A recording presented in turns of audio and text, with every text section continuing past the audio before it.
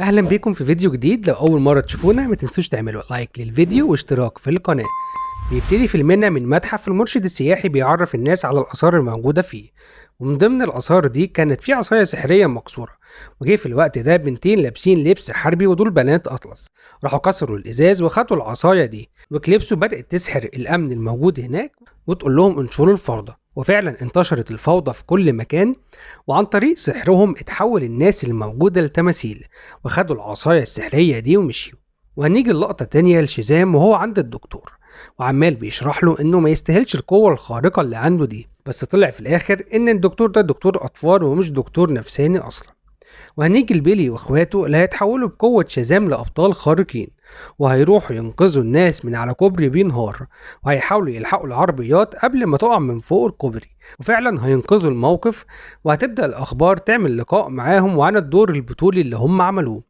وبعد كده هيروحوا بيتهم وهيرجعوا أطفال من تاني، وهيبدأ شازام يقعد معاهم ويقول لهم شوف الأخبار بتتكلم عن دورنا البطولي إزاي، وهيمسك ورقة وقلم وهيبدأ يتكلم معاهم عن أخطائهم. بس هما هينسحبوا من القعدة واحد ورا التاني، ودي حاجة زعلته منهم جدا. بس أخته قعدت معاه وقالت له سيبهم براحتهم، ما تنساش إن كل واحد فيهم ليه حياته الخاصة وعاوز يعيشها. وهنتفاجئ بعد كده إن الساحر ده لسه ما ماتش، وإن بنات أطلس كانوا حابسينه، وهياخدوا العصاية السحرية المكسورة دي وهيروحوا له عشان يصلحها. وكليبسو هتتكلم في ودانه كده وهتسحب له وهتخلي الساحر يصلح لها العصاية بقوة شازام السحرية.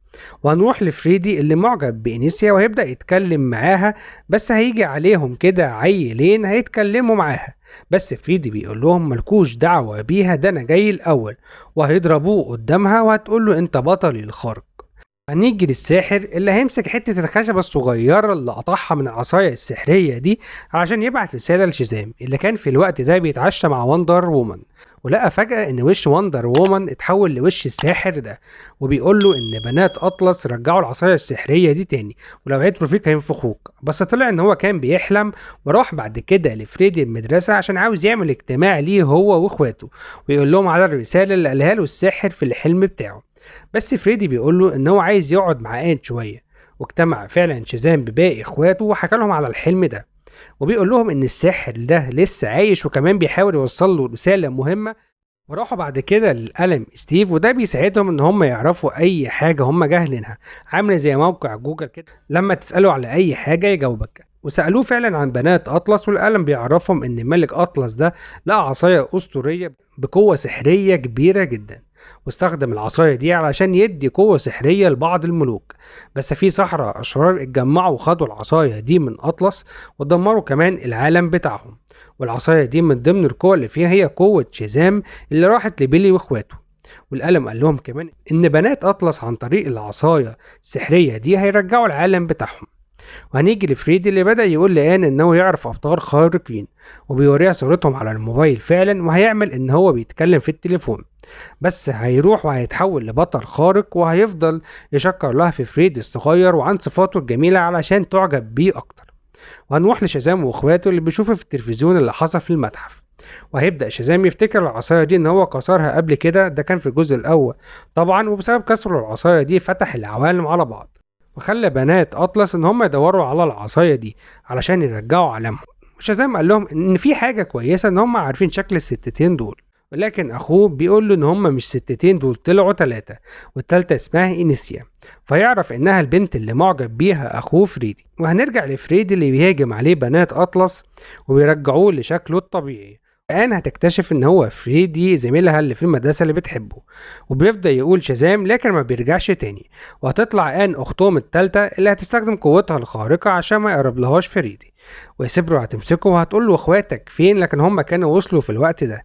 وكليبسو هتحاول تقضي على قوة بقية اخواته، لكن آن هتوقفها وهتقول لها احنا هنا بس علشان نرجع عالمنا.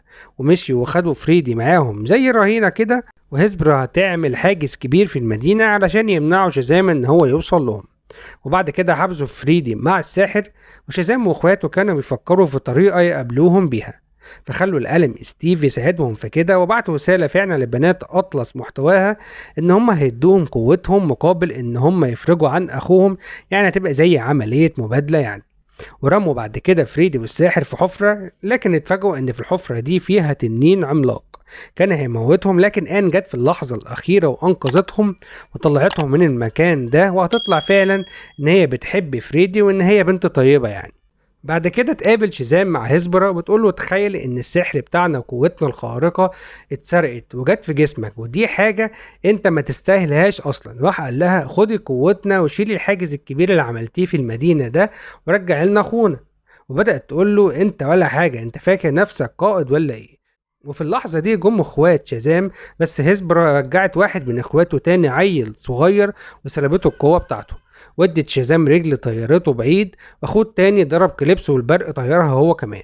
وبيحاولوا يحاربوا هيسبر، لكن هي كانت اقوى منهم، فجه شازام واداها بوكس كده نزلها تحت الارض، وحصلت معركة كبيرة بينهم، بس قدروا في الاخر ان هم يتغلبوا عليها.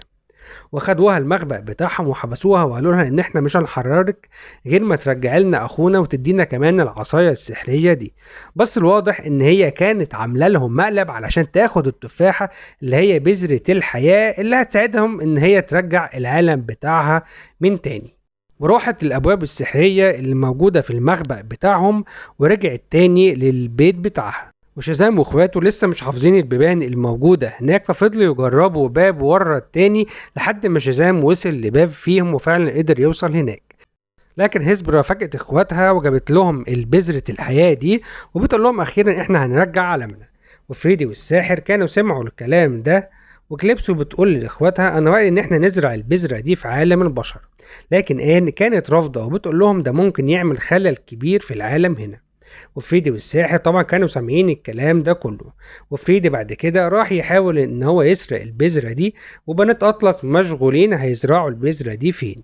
وفريدي فعلا خد البذرة، لكن وهو ماشي وقع حاجة كده خلى بنات اطلس ياخدوا بالهم، وكانت هيسبرا هتموته، بس شازام جري عليها وخد العصاية السحرية منها وكان عاوز يحدفها لفريدي، بس كليبسو خدتها وفريدي لمس العصاية دي ورجعت له قوته الخارقة من تاني. وبيطلعوا يجري هو وشازام والساحر، وكليبسو بتطلع التنين من الحفرة وبيروحوا لشازام كوكب الأرض. وشازام واخواته راحوا لابوهم وامهم وقالوا لهم ان احنا ابطال خارقين وفي تنين هيهاجمنا دلوقتي ولازم نهرب من المكان ده حالا. لكن في الوقت ده كليبسو والتنين كانوا وصلوا لهم بيتهم وحصلت بينهم مطاردات، وماري خدت البذرة وطار، لكن كليبسو بتضربها وبتفقدها قوتها، لكن شازام بينقذها في اللحظة الأخيرة. وكليبسو خدت البذرة دي وزرعتها في ملعب كورة وبتطلع شجرة ضخمة جدا اللي هي هتبقى شجرة الحياة، وبتمتد جذورها للمدينة كلها، وبيبدأ يطلع منها وحوش شكلها غريب ومخيف بتهاجم الناس الموجودة في المدينة هنا. وهيكون شازام واخواته فوق سطح بيت بيراقبوا اللي بيحصل ده، وهتجيلهم آن وهتقول لهم ان هي مش موافقة على اللي بيحصل ده كله، وانها ضد ان البذرة دي كانت تتزرع في ارض البشر. وبعد كده هتدور محادثة بين شازام والساحر، هيقول له فيها شازام انت ليه اديتني القوة الخارقة دي؟ انا ما استاهلهاش خالص، اديها لحد غيري.